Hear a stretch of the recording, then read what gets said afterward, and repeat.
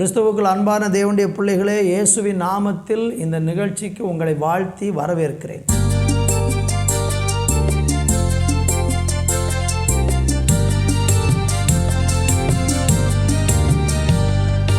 சபையோரே எல்லோரும் கர்த்தரை துதியுங்கள், ஜனங்களே எல்லோரும் அவரை போற்றுங்கள். சபையோரே எல்லோரும் கர்த்தரை துதியுங்கள், ஜனங்களே எல்லோரும் அவரை போற்றுங்கள். அவர் நம் மேல் வைத்த கிருபை பெரியது, அவரது இரக்கம் என்றும் உள்ளது. அவர் நம் மேல் வைத்த கிருபை பெரியது, அவரது இரக்கம் என்றும் உள்ளது. சபையோரே எல்லோரும் கர்த்தரை துதியுங்கள், ஜனங்களே எல்லோரும் அவரை போற்றுங்கள். நம் தேவன் உயர்ந்த செல்வந்தரந்தோ, தீமைகள் அனைத்தையும் நன்மையாய் தருவார். நம் தேவன் உயர்ந்த செல்வந்தரல்லோ, தீமைகள் அனைத்தையும் நன்மையாய் தருவார். அநேக ஜனங்களுக்கு கொடுக்க செய்திடுவார், கடன் இல்லாமல் வாழச் செய்திடுவார்.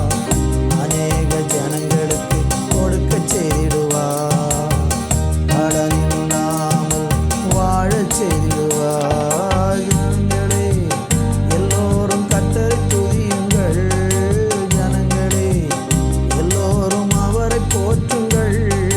சபையோரே எல்லோரும் கர்த்தரை துதியுங்கள், ஜனங்களே எல்லோரும் அவரை போற்றுங்கள்.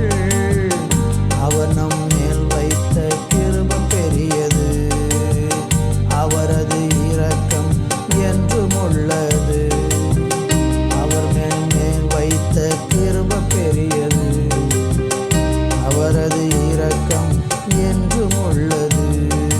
சபையோரே எல்லோரும் கர்த்தரை துதியுங்கள், ஜனங்களே எல்லோரும் அவரை போற்றுங்கள். நல்ல தகப்பனே, உமக்கு நன்றி சொல்லுகிறோம் அப்பா.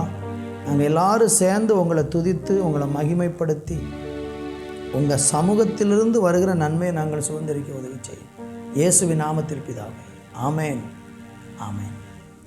அன்பான தேவனுடைய பிள்ளைகளே, இந்த நாளை தியானிப்பதற்கு எபிரேயர்களின் நிருபம் 12ஆம் அதிகாரம் 3வது வசனம் இப்படி சொல்லுகிறது: ஆகையால் நீங்கள் இளைப்புள்ளவர்களாய் உங்கள் ஆத்துமாக்களில் சோர்ந்து போகாத படிக்கு தமக்கு விரோதமாய் பாவிகளால் செய்யப்பட்ட இவ்விதமான விபரீதத்தை சகித்த அவரையே நினைத்து கொள்ளுங்கள். இயேசு கிறிஸ்துவை தெய்வமாக ஏற்றுக்கொண்டு அவரை சேவிக்கிற பிள்ளைகளுடைய வாழ்க்கையில் சில பாடுகளும் சில நெருக்கங்களும் சில துன்பங்களும் வரும். நீங்கள் இளைப்புள்ளவர்களாய் உங்கள் ஆத்துமாக்களில் என்ன செய்யாதீங்க, சோர்ந்து போகாதீங்க என்று சொல்லி அந்த பாடுகளை அனுபவிக்கிற மக்களுக்கு தேவன் ஆறுதல் சொல்கிறார்.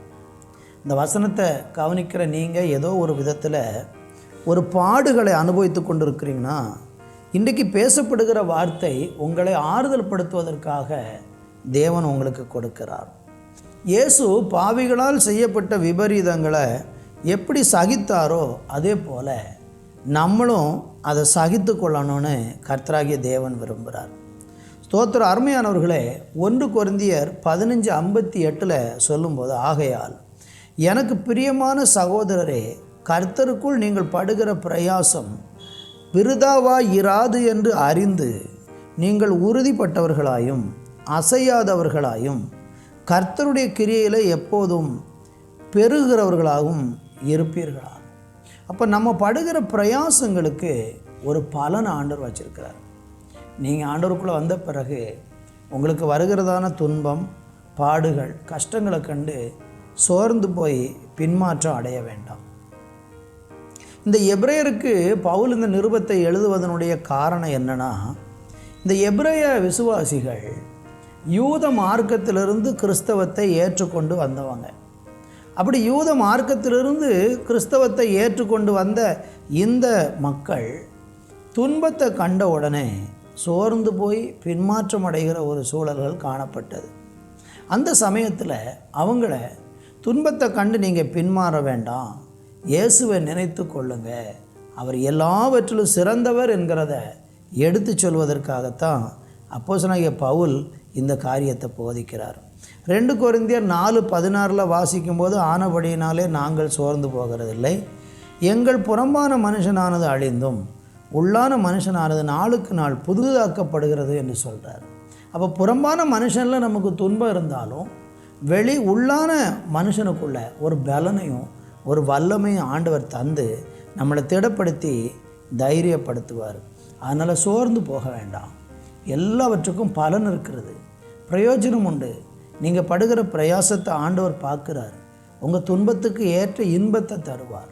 துன்பத்தை கண்ட வருஷங்களுக்கு சரியான இன்பத்தை தருவேன்னு சொன்னவர் உங்களுக்கு அதை தந்து உங்களை மகிழ்விப்பார். நல்ல பிதாவே, துன்பத்தின் பாதையில் இன்பத்தை தேடுகிற பிள்ளைகளுக்கு உங்கள் இளைப்பாறுதலும் சமாதானமும் அவங்க இருதயத்தை நிரப்பட்டும் என்று ஜெபிக்கிறேன். இயேசுவின் நாமத்தில் பிதாவே, ஆமேன், ஆமேன்.